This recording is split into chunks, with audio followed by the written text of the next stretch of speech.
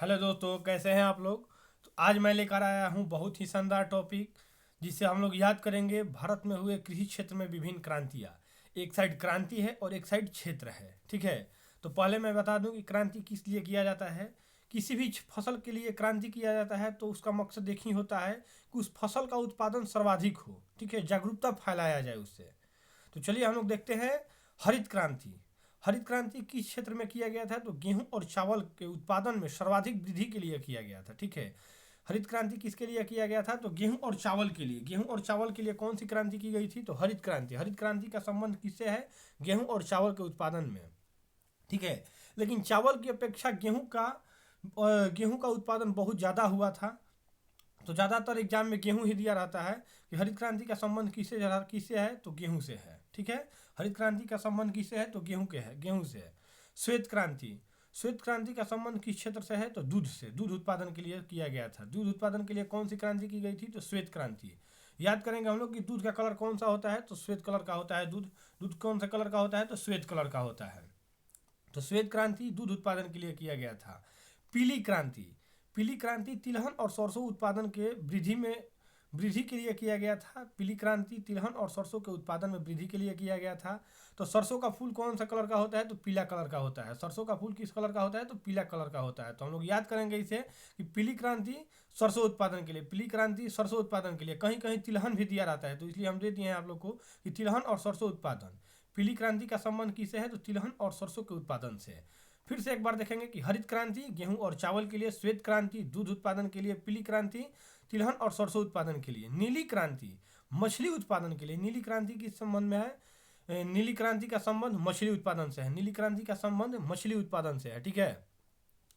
फिर देखते हैं गुलाबी क्रांति, झींगा मछली उत्पादन के लिए। झींगा मछली उत्पादन के लिए कौन सी क्रांति की गई थी, तो गुलाबी क्रांति की गई थी। गुलाबी क्रांति झींगा मछली के उत्पादन के लिए।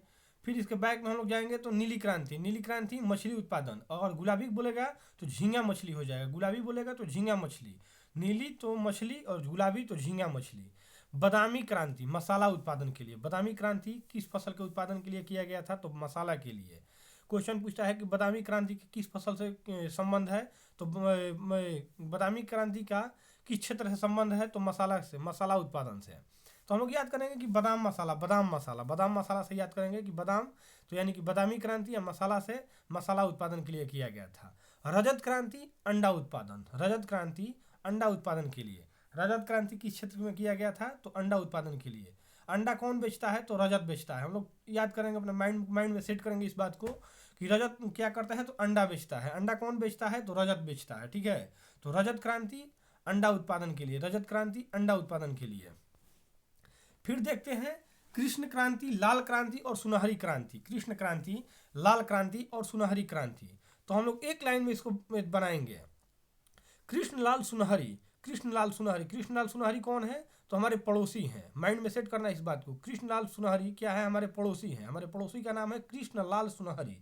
ये बायोटामा फल का उत्पादन करते हैं। कृष्णलाल सुनहरी क्या करते हैं, बायोटामा फल का उत्पादन करते हैं। क्षेत्र में जाएंगे तो बायो ले लेंगे, फिर टामा ले लेंगे और फल ले लेंगे। कृष्णलाल सुनहरी कौन है, तो हमारे पड़ोसी हैं, और ये बायोटामा फल के उत्पादन करते हैं। कृष्ण क्रांति से बायोडीजल उत्पादन, कृष्ण क्रांति से बायोडीजल उत्पादन, लाल क्रांति से टमाटर उत्पादन, सुनहरी क्रांति से फल उत्पादन। तो बायोटामा फल, बायो से हो जाएगा बायोडीजल, टमा से टमाटर, और फल से फल उत्पादन। कृष्ण क्रांति बायोडीजल उत्पादन में, लाल क्रांति टमाटर उत्पादन में, सुनहरी क्रांति फल उत्पादन में। यहीं से फिर दिया गया है मांस उत्पादन। तो मांस का कलर कौन सा होता है, लाल होता है। मांस किस कलर का होता है, तो लाल होता है। तो कृष्ण लाल सुनहरी कौन है, हमारे पड़ोसी है। ये किस चीज़ का उत्पादन करते हैं, तो बायोटामा फल का। बायोटामा फल, दो बार आप वीडियो को रिपीट करके देखिएगा, एकदम माइंड में बिल्कुल सेट हो जाएगा। कृष्णलाल सुनहरी बायोटामा फल, कृष्ण क्रांति बायोडीजल उत्पादन के लिए, लाल क्रांति टमाटर उत्पादन के लिए, सुनहरी क्रांति फल उत्पादन के लिए। और मांस का कलर कौन सा होता है, तो लाल होता है। फिर देखते हैं हम लोग बादामी क्रांति।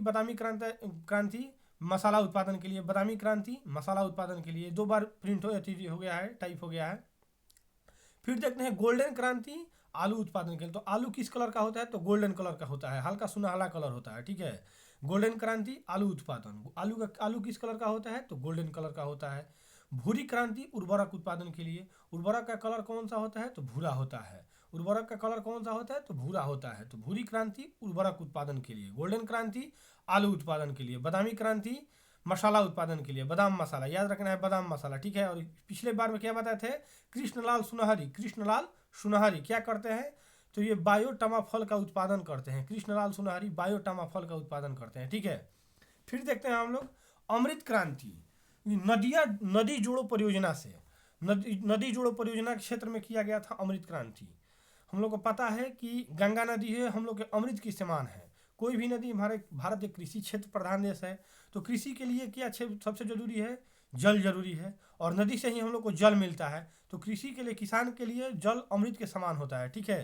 तो हम लोग याद करेंगे अमृत क्रांति नदी जोड़ो परियोजना के समान, नदी जोड़ो परियोजना के क्षेत्र में किया गया था। अमृत क्रांति नदी जोड़ो परियोजना के संबंध में किया गया था, ठीक है। फिर इसको एक बार शुरू से रिपीट करते हैं हम लोग।